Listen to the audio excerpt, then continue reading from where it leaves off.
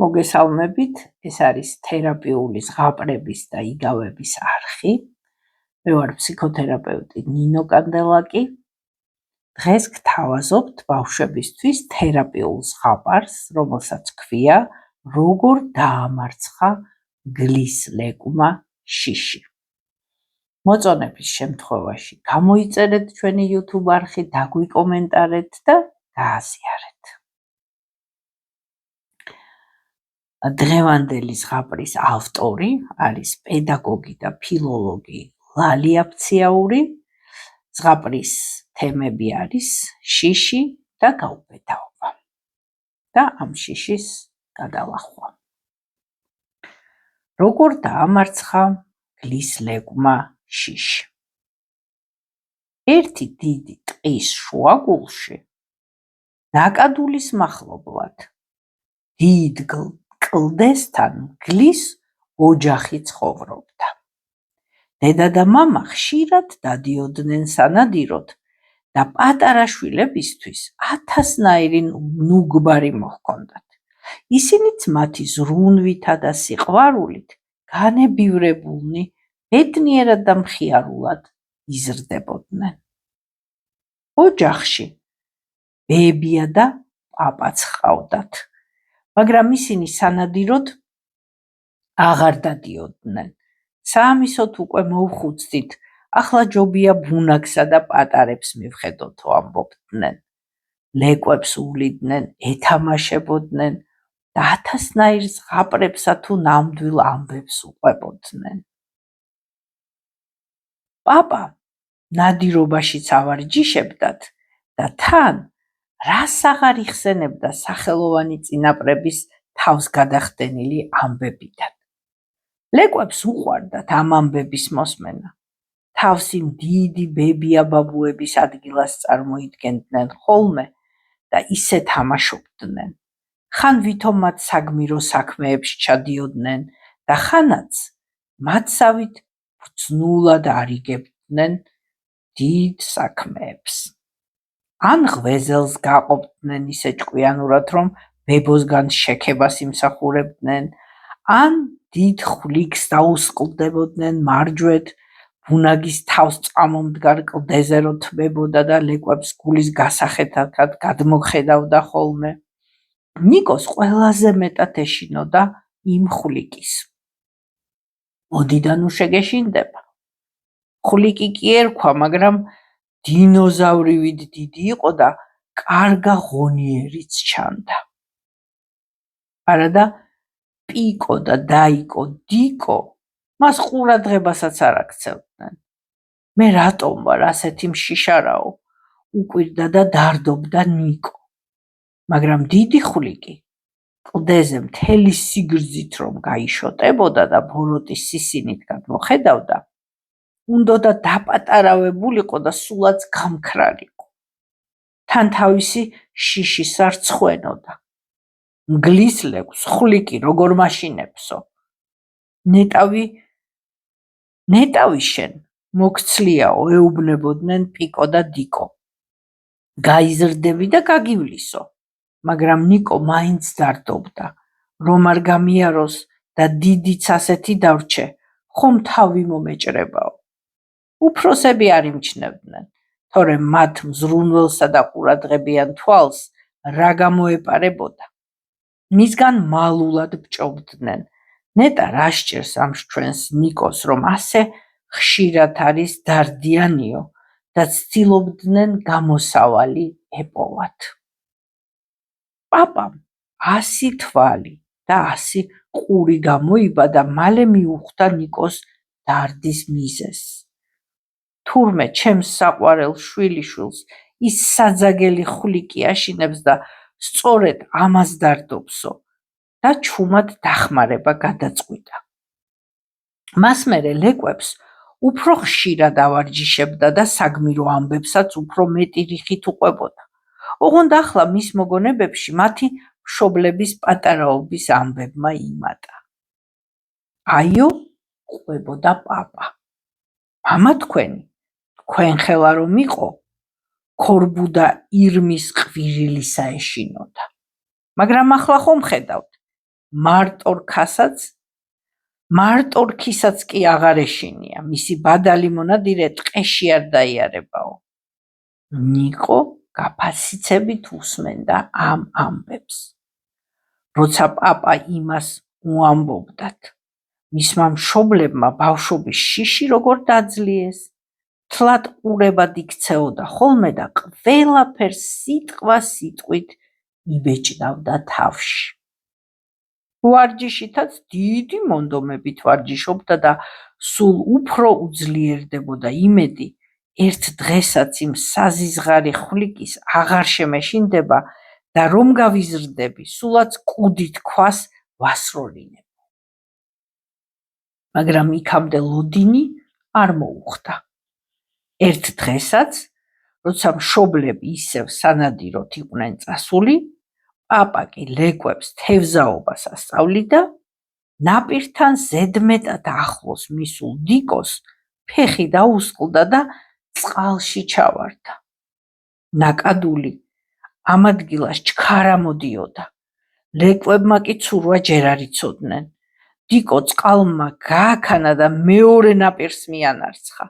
იქ კი იმარჯვა გოგონამ და მაღლა აბობხდა, მაგრამ საქმე აქეთა ნაპირზე გადმოსვლა იყო. სახლში ხომ უნდა დაბრუნებულიყვნენ და უცებ ყველაზე უარესი რამ მოხდა. დიდი ხვლიკი კლდეს მოსწყდა და დიკოსკენ გამოხოხდა. ნიკოს შიშისგან ბეწვი ყალყზე დაუდგა. მიმოიხედა. პაპას და პიკოს საშველად დაუძახებო, მაგრამ დაინახა, რომ ისინი ერთი დიდი თევზის წყლიდან ამოყვანაზე წვალობდნენ. ნიკო მიხვდა დაიკოს მხოლოდ ის თუ დაიხსნიდა საფრთხისგან, მაგრამ როგორ? იმ არსებას შორიდან რომ ასე ზარავდა, ახლოს როგორ უნდა დასდგომოდა. იქნებ მასთან შებმაც კი გამხდარიყო საჭირო და მაშინ რა უნდა ექნა? არადა ხვლიკი სწრაფად უახლოვდებოდა დიკოს და წუთის დაკარგვაც არ შეიძლებოდა. კიდევ ერთხელ გამოხედა პიკოს და პაპას და ისინი რომ ისევ თევზთან ჭიდილში ჩართულები დაინახა, არც გაუგია ისე, თავი მაღლა ასწია და სიმწყვრისაგან მთელი ხმით დაიყმუვლა. თვითონვე გაუკვირდა. გაჩერდა და დაინახა, რომ ხვლიკიც გაჩერდა. თავი მაღლა აღირა და გაირინდა. ეტყობა ამას არც ის ელოდა. ნიკო უცებ მიხვდა, რომ გადამწყვეტი წუთი იყო და სწრაფად და გაბედულად უნდა ემოქმედა. ორიოდე ნახტომით ნაკადულის შუაში ამოჭრილ ლოდზე გაჩნდა. იქიდან კი თვალის დახამხამებაში უკვე ნაპირზე დიკოს გვერდით დაეშვა და ისევ რიხიანად გააბა ყმუილი. ხვლიკი ახლა სულ ახლოს იყო, მაგრამ ნიკო აღარ ჩერდებოდა. ახლა მთავარი იყო დაიკოსთვის ეს ურჩხული მალე მოეშორებინა და ამისთვის ყველაფერი უნდა ეყონა. შეეძლო თუ არ შეეძლო. თუმცა რაც არ შეეძლო, იმას როგორ გააკეთებდა. ხო და ესე იგი უნდა შესძლებოდა და უკან არაფერზე დაეხია. ოთხივე თათი მიწას ძლიერად დააბჯინა, კუდი და კისერი გააშეშა და მტკიცე ნაბიჯით გაბედულად გადადგა ხვლიკისკენ, რომლისგანაც ახლა შეშინებული დაიკო უნდა დაეხსნა. რაც უფრო უახლოვდებოდა ხვლიკს, ნაბიჯიც უფრო მტკიცე უხდებოდა და ხმაც უფრო ჭექალე. გონი ისეთივე საზარელი ყმუილი ამოსდიოდა, როგორიც უფროსი მგლებისგან გაეგონა. ხვლიკმა იკადრა და უკან დაიხია. ნიკო უფრო გაგულადდა და უფრო მედგრად შეუტია. ხვლიკმაც კიდევ დაიწია უკან. ნიკო კვლავ მიჰყვა და სანამ ხვლიკი არ მიბრუნდა და წეხანდელზე უფრო ჩქარი ნაბიჯით კლდეს არ მიეფარა, თავი არ დაუნებებია. მერე გაჩერდა, ისევ კარგად შეიგრძნო ფეხქვეშ მყარი მიწა და მკერდში უკვე გამაგრებული გული უკვე ამაყად აწია თავი მაღლა და კიდევ ერთხელ დაიყმულა. ახლა უკვე საკუთარ შიშს აგდებდა კლდის იქით, სადღაც შორს, დასაკარგავში, რომ აღარასოდეს დაბრუნებულიყო.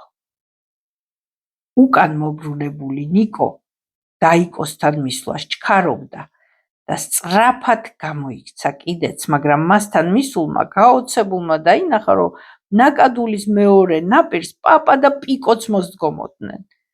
ბებიაც შვილიშვილების დასაცავად მზად მყოფი მათ გვერდით იდგა. უცებ საიდანღაც დედა და მამაც მათთან გაჩნდნენ. ნიკოს ხმაზე ყველა აქეთ გამოქცეულიყო.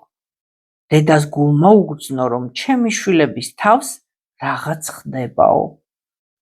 მამასთან ერთად ნადირობა მიეტოვებინა და ახლა ორივემ ერთად მოირბინა ტყიდან.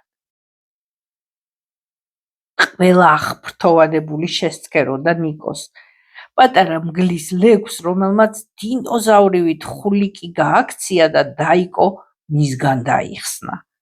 მერე რა რომ ის ხვლიკი მთლად დინოზავრის ხელაც არ იყო და ასეთად მხოლოდ ნიკოს ეჩვენებოდა. თავისი შიშის გამო, რომელსაც აქამდე თავს ვერ აღწევდა. სამაგიეროდ ახლა გული ისეთი სიხარულით ავსებოდა, შიგ ვეღარ ეტეოდა. გრძნობდა, რომ ხვლიკთან ერთად საკუთარ შიშსაც დააღწია თავი. დღევანდელმა გმირობამ კი თითქოს ერთბაშად გაზარდა. გულადიც გახადა და ფიზიკურ ძალასაც ერთი-ორად მომატებულად გრძნობდა. გული მამაცურად უცემდა მკერდში, რომელიც თამამად გამოეზნიქა და თათებიც უფრო მყარად ედგა მიწაზე. ერთმანეთის მილოცვა მოსიყვარულების მერე ყველამ ერთად გამოსწია სახლისკენ, სადაც ჯილდოდ ბებოს მომზადებული გემრიელობები ელოდათ, რომ დღევანდელი გმირობები ერთად აღენიშნათ. ვახშმობისას მამამ ნიკოს და პიკოს ამაყად გადახედა და იკითხა: აბა ბიჭებო, მზად ხართ, რომ შემდეგ ნადირობაზე ჩვენთან ერთად წამოხვიდეთ? მზად ვართ, ერთხმად შესძახეს ბედნიერებისაგან თავბრუდა ხოლმა პიკომ და ნიკომ. მამა, მე? გაოცებულმა შეხედა დიკომ. ნუ თუ მე არ წამიყვანთ თქვენთან ერთად, მარტო იმიტომ, რომ დღეს ვერ ვივარგე და წყალში ჩავვარდი. რა თქმა უნდა, შენც წამოხვალ, ალერსიანად გაუღიმა მამამ. შენი სიყოჩაღე ცალკე მინდოდა აღმენიშნა. ჯერ ცივ წყალში ჩავარდნილს ჩქარნაკადთან გამკლავება მოგიხდა, მერე ის ხვლიკი გემუქრებოდა, შენ კი მარტო იყავი, სანამ ნიკო წყალს გადმოლახავდა და შენამდე მოვიდოდა. მაგრამ ხმაც არ ამოგიღია და ხვლიკისთვის შიში არ დაგინახვებია. ყველანი ძალიან მამაცები, ყოჩაღები და უკვე დიდები ხართ იმისთვის, რომ ჩვენთან ერთად სანადიროდ წაგიყვანოთ. დედა, მამა, თქვენ განსაკუთრებული მადლობა უნდა გითხრათ ამისთვის. ეს ყველაფერი თქვენი დიდი დამსახურებაცაა. თქვენს გარეშე ჩვენი პატარები ასე მალე ვერ გაიზრდებოდნენ, მიუბრუნდა მამა ბებოს და პაპას. აი ნიკომ კი დღეს ორი მტერი ერთად დაამარცხა და იმ მეორეს დამარცხება მე უფრო მეტი გმირობა მგონია. ღიმილით განაგრძო მან. მეც ერთდროულად სიხარულით წამოიძახა სუფრის გარშემო ყველამ. იმ ღამეს ნიკო ალბათ ყველაზე ბედნიერი გლისლეკვი იყო მთელ ტყეში. ახლა ამაყად თავაწეულს შეეძლო ევლო და სანადიროდაც თამამად გაჰყოლოდა მშობლებს. ასეთი იყო ჩვენი დღევანდელი ზღაპარი. მართლა ძალიან თბილი ზღაპარი, სადაც ჩანს, რომ შეუძლია ბავშვს გადალახოს თავისი შიში, როგორი დიდი როლი აქვს ამ ყველაფერში, ბებიას, ბაბუას, მათთან ურთიერთობას, მშობლებთან ჯანსაღ ურთიერთობას. ბევრი თემებია ამ ზღაპარში. გთხოვთ, გააძლიეროთ ჩვენი ახალი YouTube არხი, გამოიწეროთ, დაგვიკომენტაროთ და გააზიაროთ.